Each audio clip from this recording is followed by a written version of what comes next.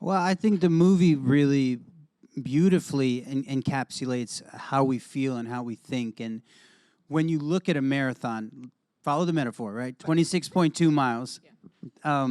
That's a lot. If you told me I had to run 26.2 miles, I would become overwhelmed. I'd get anxious. The panic would set in, and I would probably turn around and walk in the other direction. I'd say, no, I can't do that. But if you tell me to run one block and take the next indicated right action, just one step at a time, I might get to 26.2 without even realizing it by just going one block at a time. And I think there's hope in that, and there's a real spirit of achievement and love for yourself. Like it's the self-love in that activity is really strong, and I think Paul touched on that among many other things in this film. That's where the emotion, I think, when I watched it, the self-love part of falling in love with yourself, really. And that's, you know, this movie was a labor of love for everybody.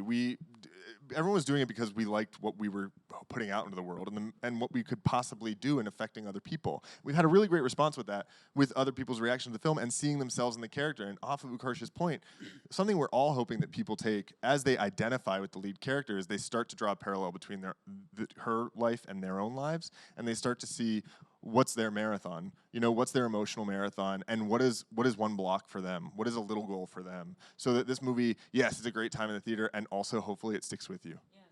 And I think to piggyback off that, like a lot of this movie is about like body image and how we see ourselves, and not to go too much into the physical aesthetic aspect of it, but I think many times we have an idea of what it means, where we need to get to be happy, right? All right, if I get to this goal of the way I look or my muscles, or like if I get those shoes or that car or hang out with these people, I'm gonna be okay on the inside. And I think this movie, we really need to go the full 26.2 because you got to get through the part where you think you have what it is that makes you happy, and then you realize that it's not the real thing. And I think Paul does a really great job in this movie too of honestly looking at that, because in these movies often you get skinny or you get strong and life gets great. And the Hemsworth likes you. One of the Hemsworth brothers comes along. There's one of the 6 Hemsworths is like, hey, you're my gal. But in this movie, oh, there's no Hemsworths.